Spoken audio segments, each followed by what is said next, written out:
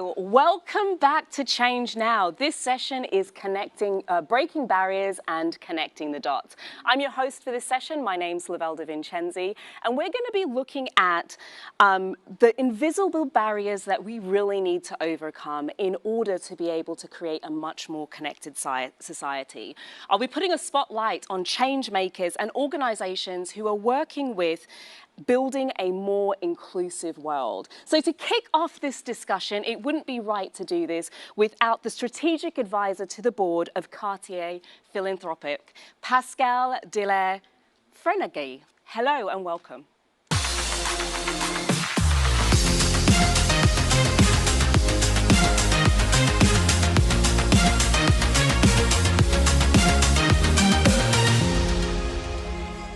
Hello, Pascale. Firstly, welcome. Thank you. Thank you, Lavelda. Do you know what? It's wonderful to have people actually here live in the studio with us. I know we're in this digital world, but it's nice to have people here. So tell me a little bit first about Cartier Philanthropy. I can't say that word today. You know what I mean. I'll say it for you. Cartier Philanthropy. Yes. So it all started in 2012 when Cartier decided to start its own philanthropic foundation. And the vision we had at the time was really to help allow everyone to realize their own potential. And as Amartya Sen actually said about poverty, when you want to deal with poverty issues, it's not about wealth only.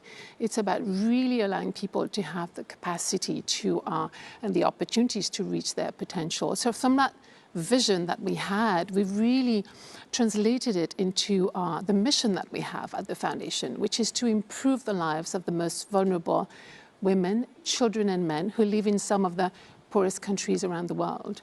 So to actually do that and break some of the barriers, visible and invisible, that you were talking about, we're really focusing on 4 important issues.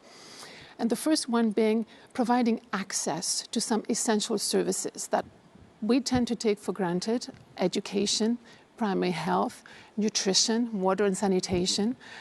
We also want to foster gender equity, which is incredibly important. And to do that, we really empower women so that they can gain access to skills, to resources, to knowledge, so that they can not only make a living, but also regain dignity and self-confidence. Third area that we focus on is about sustainable livelihoods. We're trying to work with some of the poorest people who live in rural areas and give them what they need, the services that they need, so that they can make a better living while using their resources, their natural resources, more responsibly.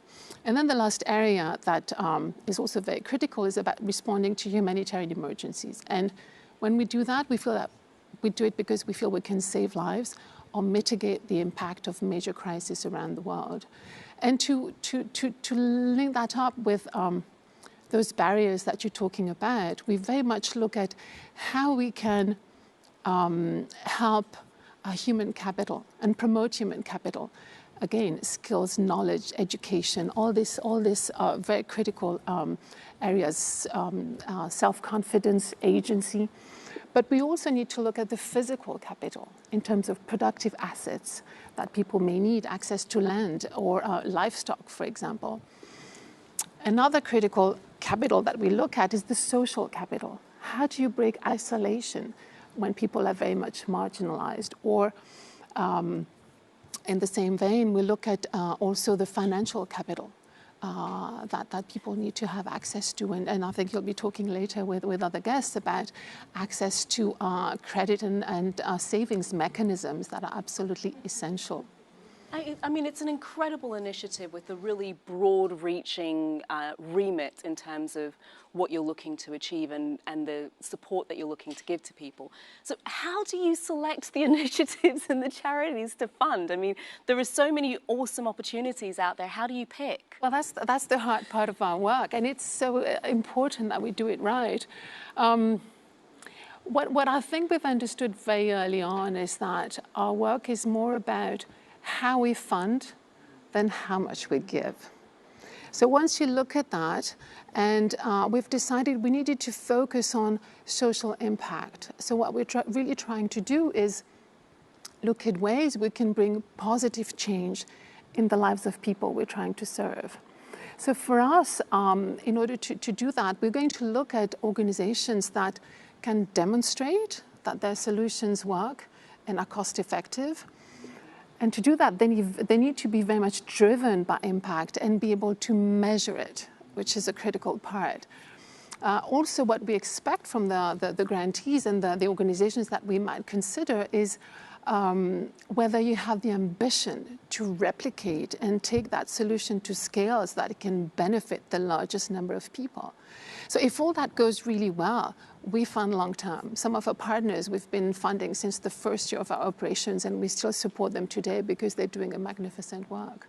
I love what you said there is it's less about how much you fund and more about the impact that you have with that funding.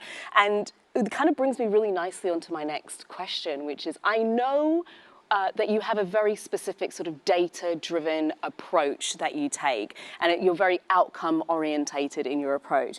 Can you tell us a little bit different about why, a few reasons about why you've taken this approach, and is it the role of the funders or the role of the charities to be, it kind of feels a little bit the other way around, like, you know, the funder is saying, we want to see the data. So why have you taken that approach? Yeah, that's a very interesting point you're making. Different ways to respond to that. The first one is to say that data will allow you to learn and to understand whether what you're funding is having the desired outcome.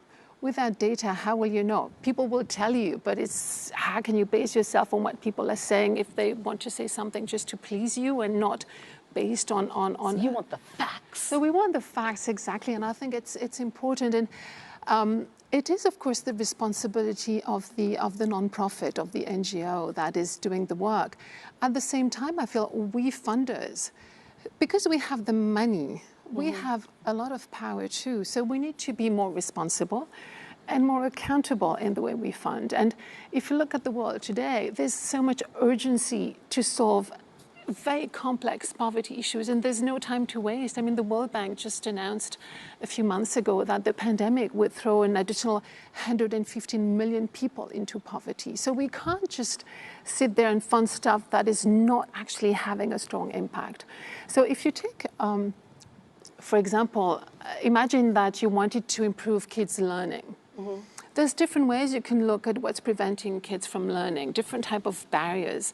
It can be access to education because the school is too distant, because the family situation requires the kids to work, or because of traditions that will impose that girls will get married too early. But you may want to address other areas more typically focused on learning. Is there a teacher in the school? Is the teacher trained? Is the classroom overcrowded? There's all these aspects that you may want to look into. So whatever you decide to do, what I think is really critical as a funder to understand so that you can really work in partnership with the organization that you fund is that you need to have a very clear assessment of whether what you want to do is actually responding to the needs that you have identified.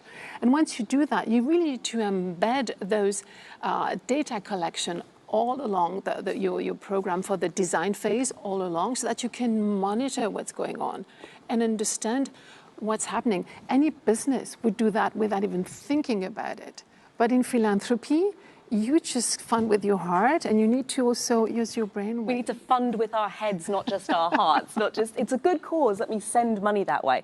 You made a really interesting point there as you spoke about funding education, for example, and often the number we'll look at is perhaps the number of schools that have been built, would be like a really interesting stat, or perhaps how many people have gone to those schools. But it sounds like you guys are scratching the surface, you're going deeper than that. Can you tell us a little bit more about how you look at that end-to-end approach such that you can measure the impact, which is different from we've opened 20 schools, but like you say, if the schools don't have teachers, if children aren't going to the schools, if there's not insufficient access, the 20 schools doesn't necessarily have the impact. It has the potential, but not necessarily the impact. So how are you measuring that? Well, I think there's very basic principles that we need to look into, and a lot of funders do that. So I'm not giving lessons to anybody here, but I think you want to really understand whether what you're doing is relevant. That's what I was mentioning about making sure that what you're doing is actually responding to the needs that you've identified. I mean, if you train the teachers, but the problem is the distance from school, I mean, be solving the right problem. You won't be exactly. So the relevance is extremely important.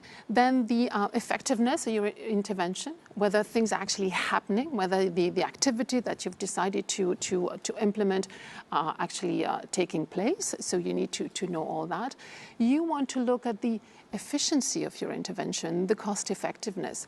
If you train 5 teachers for 2 years for $200,000, I'm not sure this is something that will actually provide the result that you would want to have. So also that is to be taken into consideration. Another aspect, of course, is then you can, looking at all these different areas, you need to measure the impact of your intervention. And that will be critical by identifying the right indicators. And then you would want to talk about kids learning, whether they actually stay in school. That's the first step. And then you can measure the retention rate year over year of those kids that you've helped go to school. But you also need to really look at whether they're scoring better at their tests at school, in math, in English, in Hindi, whatever it is that they're learning. You want to measure the progress that it's being made. Otherwise, you're not going to be actually providing any improvement. And then another really critical aspect, which is very difficult, I think, to actually make sure it happens, is the sustainability aspect of the work that we want to support and fund. Because we work in countries that can be very fragile from a political, economic, social perspective. And the fact is that it's not because you've been funding something for 3 years that it's going to stay forever like this with the good results. So it's really critical there that whatever intervention you want to support, that it's actually, that communities actually take ownership of what you're trying to do, because they see the value of what you're doing, not because you're telling them that it's good for them. That never works. And if you're looking at changing behaviors so that people do something differently for better results, that takes time. This is why when I say we fund for many years, is because we understand that you can't I'll do this for 3 years and then I'll move to something else another 3 years. And then what? What happens? So we always try to go back, try to see what we did 2 years ago. Are things still happening? And that we can only do because we work in very close partnership with the organizations that we fund. They actually do the hard work. Yeah. But we want to be as understanding and supportive as we should be to help them succeed. Pascale, I mean, there was so much in what you just shared there. I mean, I'm just unpacking it a little bit for myself, in so much as what you're saying is it's not just important to fund. What's important is to fund for longevity, and to fund in such a way that the communities take ownership of it so that they can move those things forward. But there's lots of considerations you also touched on, which then has me thinking, this is starting to sound a little bit complicated and a bit complex. So how do organisers work in partnership with the investments that they're making, be it in NGOs or charities or some sort of, to know that you're making impact and not be too overbearing, you know? That's a fine line to walk sometimes, and we always wonder whether we're stressing them too much or whether we're being as supportive as we say we want to be. That's a good question. I think first of all, what's really important is that we're very aligned with what we're trying to do together. Have the same common objective and really want to see this positive change. And then for us, it's to listen very much to what they need from us. Besides the money is one thing, and I mean, we don't have unlimited resources, so it's also important. But really listen to the needs, and as best as we can, try to adjust and understand that maybe they need to set up a new monitoring and evaluation system to actually monitor what's going on, collect the data that they need. And for us, it's maybe to provide that type of unrestricted funding and tell them, we make this donation, we give you this grant over a number of years, you deal with it. Now you report back to us. You call us when there is a problem. We want to understand because we know that what you're doing is not perfect science. It's something that you will need to iterate on and maybe improve as you go along. So it's to accompany them through all this. And when COVID hit last year, and we called our partners and said, so what are your needs right now? Do you need to pay salaries and send everybody home because you need to stop all activity because of the situation? In that case, know that the money we've given you, you can use it as best you need. And if you want to put it aside to resume your activities later, it's your call. So it's kind of, when I talk about partnership, is really that level of more, it's a collaboration. And I know that, yes, it sounds a little cheesy because, you know, people look at us funders and say, well, you have the money, so of course, you know, you have the power. And I don't think it has to be this way. And in the sense that I'm happy to be convinced that our decisions were not the right ones, or a funder would say, if that's the kind of way you want us to work, we don't want your money. And I would respect that very, very much because they maybe need a little more freedom than I'm able to give them. I'm reporting to a board as well. So, but it's to find the same kind of understanding of how together we can get to where we want to go. So it's in the spirit of true partnership where the two of you, I mean, you've both got to learn a little bit, it's a little bit of give and take. It sounds like you've learned a lot on this journey for the number of years you've been, you know, funding, and you've been on both sides of the fence as well in terms of being the other side, receiving the funding now giving it out. What can you share with other organizations? What kind of lessons could you share? I was just saying that I don't give lessons to anybody, but anyway. Well, insights from you've had the experience, so what have you learned along the way? Well, what I think, I'll come back to a few maybe points I touched upon.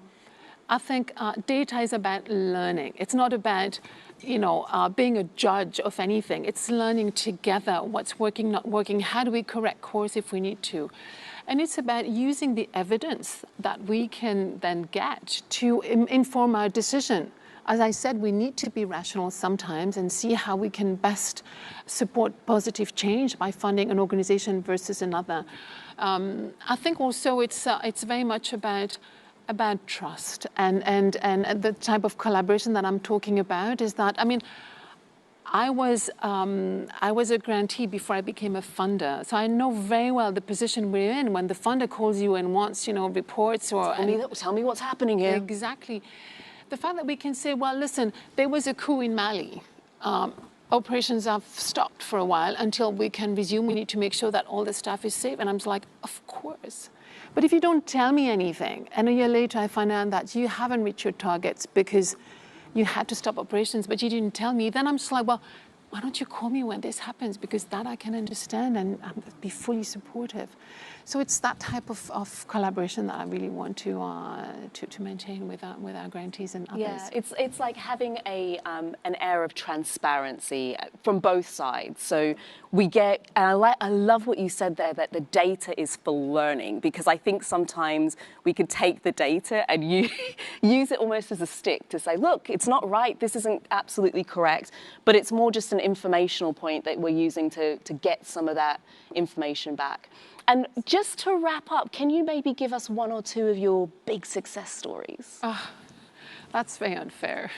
Well, you know, examples of some of the incredible work I'll mention, because we're talking about education, and there's this fantastic organizations working in India called Educate Girls.